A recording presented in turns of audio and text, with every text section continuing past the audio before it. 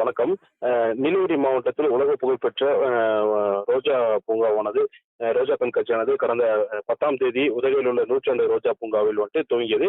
இதனை தமிழக தலைமைச் செயலாளர் அவர்கள் துவக்கி வைத்தனர்.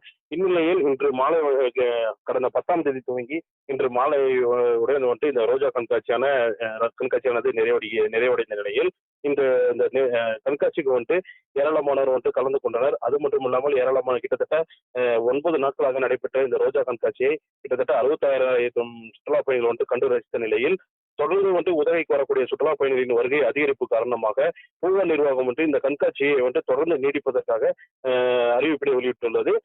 இன்று உடன் நிறைவடைந்த இந்த கண்காட்சியை மீண்டும் 3 நாட்கள் தொடர்ந்து நடைபெறும் என ரோஜா பூங்கா நிர்வாகம் அறிவித்துள்ளது. மேலும் உதவிக்கு வரக்கூடிய சுற்றுலா பயணிகள் இந்த கண்காட்சியை கண்டு ரசிக்கும் வகையில் பூங்கா நிர்வாகமானது நடவடிக்கைகளை மேற்கொண்டு வருகின்றது.